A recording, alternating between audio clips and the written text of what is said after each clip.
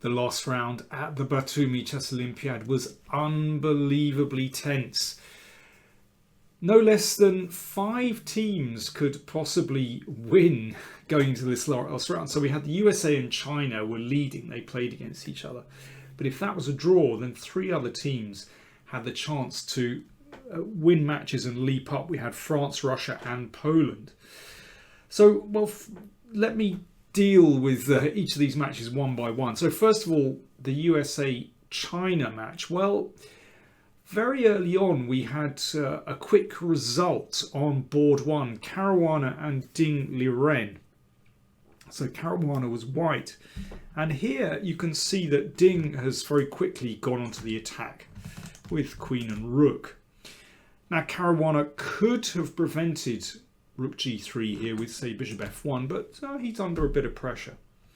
Instead, he took on C6 and was content to allow Ding to force a draw by perpetual check. You can see the white king has no way out, but black can't add another piece into the attack, so that's just a draw by perpetual check.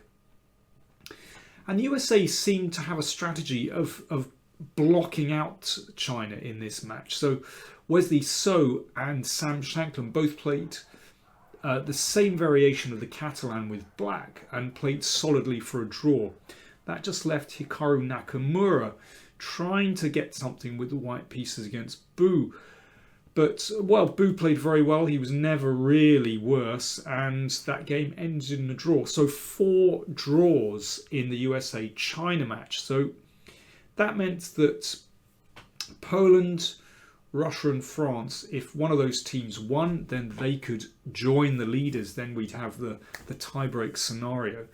So I'm going to show you the decisive game in the France-Russia match.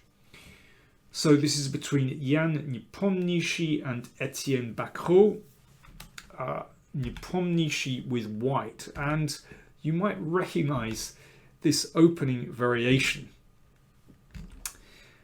So black is playing very classically. Of course, white can plonk a pawn in the middle with d4 and also play classically. But no, we have this move b3 that we've already seen in the game between Mareko and Morovic. I showed you a beautiful attacking game by white, won by Mareko from Argentina. Well, if you want to see that game, then click on the link above. You'll find it there.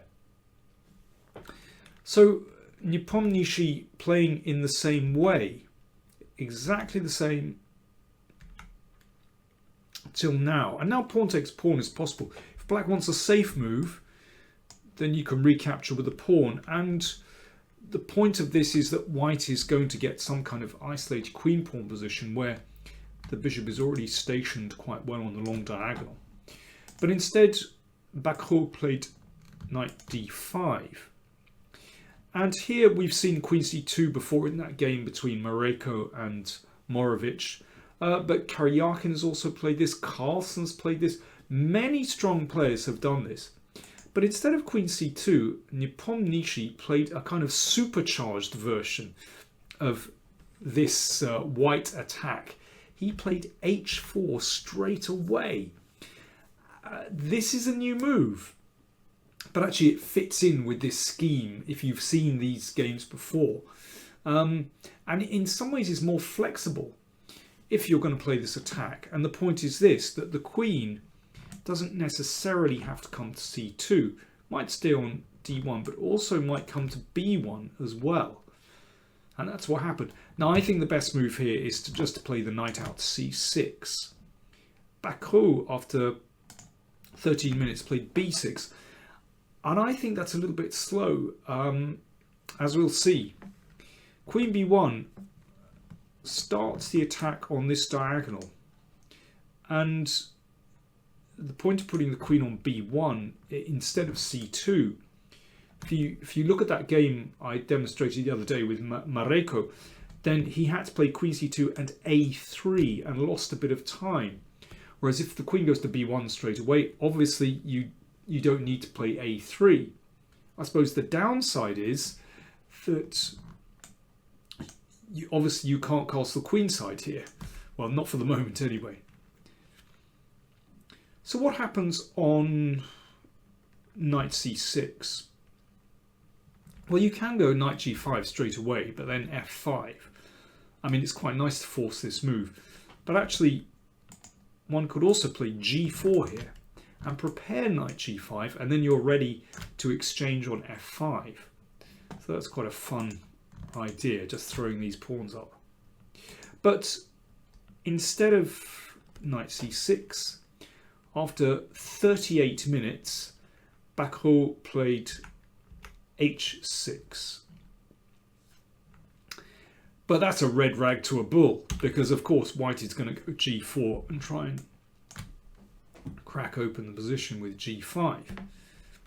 Bishop e7 looks down the diagonal, but this can be dealt with very easily by rook h3. Now this looks bizarre, but actually very logical, taking the rook off the long diagonal, supporting the knight as well. The king is actually very happy in the middle of the board. It reminds me of Sicilian positions with colours reversed actually, where the king has this nice shell of pawns in front of it, keeping it very tidy, very safe. Knight d7, and white continues with the attack.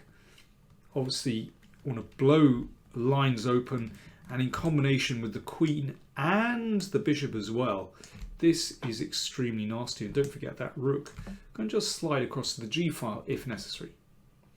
So Bacrot keeps the position closed with h5. Bishop d3, that bishop could be very useful on that diagonal. Now here, maybe the best is to exchange pieces and play queen c7 and hope for the best here. I think white has a very attractive position, but there's nothing immediate. But after knight b4 attacking the bishop, things got pretty nasty.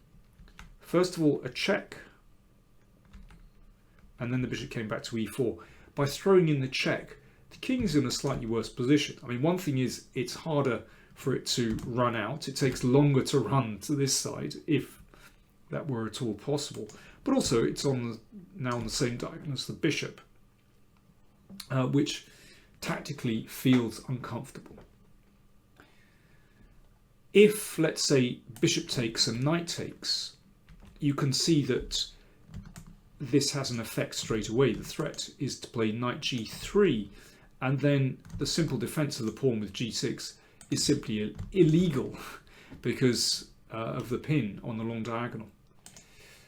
So after bishop e4, Bacrot played knight d5, but then knight e2. And actually, this one of the ideas, apart from opening up the long diagonal, is to play in exactly the same way, switching the knight to g3 to attack the h5 pawn. It's such a direct attack and very effective.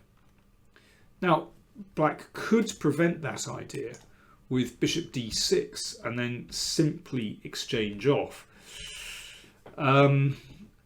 It's ugly to do that. Losing the dark square bishop means that this one on b2 doesn't have an opponent.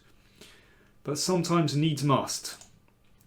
Bacrot played f5 instead. That was exchanged off. Pawn takes looks very ugly indeed. I dare say that bishop g6, simply attacking this pawn, looks pretty good to me. Might well be something else. Anyway, Bacrot played knight f6 and then knight g5, of course. And knight, well, obviously this is attacked, but it's just a beautiful square. Knight takes, the queen came into play. And there's a threat of mate here. Bishop takes. Now if queen takes, then there's rook g3. And the connection on g7 is pretty strong. I mean, that's obviously winning for white.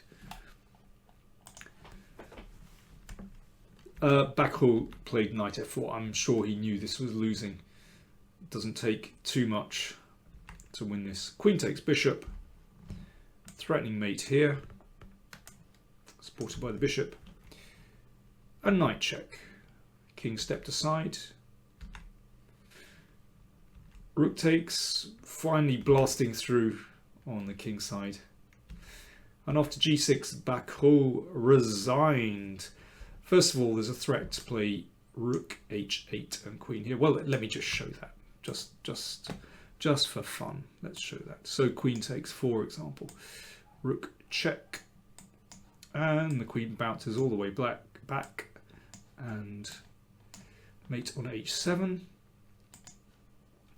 And otherwise, if rook here to make room for the king, then okay, less spectacular but equally effective. Nice geometry. So white is winning the queen. I mean, this is the best that black has, but obviously a queen down isn't a lot of fun. I mean, what a crushing victory from Jan Nepomniachtchi, and that secured the victory for Russia. 2.5, 1.5 against France. The other games were drawn. I should say that Poland failed to win. They only drew 2-2 with India. So I feel sorry for Poland, actually. I mean, they played an absolutely superb tournament. They deserved more than 4th place. In any case, 3 teams shared the lead on 18 at the end of the tournament. China, USA and Russia. And actually China won it on tiebreak. Now, if you want the full details of how the tiebreak works, it's on Sonneborn Burger. And please go to, for example, chessbase.com, where it'll be explained. But basically, it depends on the results of teams that you've played already and how well you did against those teams. And in theory, it favours teams that have done the best all the way through the tournament. But as I said, it depends on the results of your previous opponents in the tournament. Some people think it's very unfair. It is. I mean, for me, I think the worst problem with it is that it's not very transparent. You know, it's highly mathematical, and in that sense, a bit, yeah, not very transparent. Having said that, I think the Chinese team did extremely well, and Ding Liren was absolutely on fire. So China took the gold on tiebreak, USA second, Russia third. I mean, I feel sorry for the USA team as well. They had an extremely good tournament, but that match against Poland, that was their undoing, because they were big favourites for that match, and that's where they really messed up, actually. The fact that they drew 2-2 today, well, that can happen. China are a very strong team. So congrats to China. I should say that the Chinese women's team won the women's gold as well. So an incredible double first place for China. I mean, that really is something very special.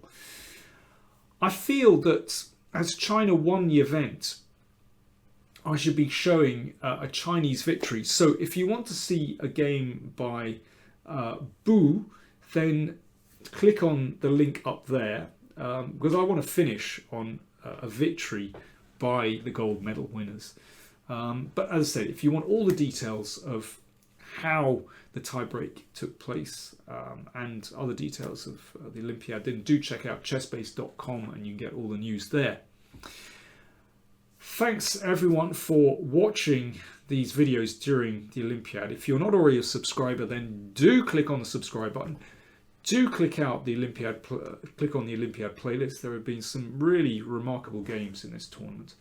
And if you want to support us, then you can make a one-off donation on PayPal. Again, the link's up there. And also on patreon.com/PowerPlayChess. Thanks very much for watching.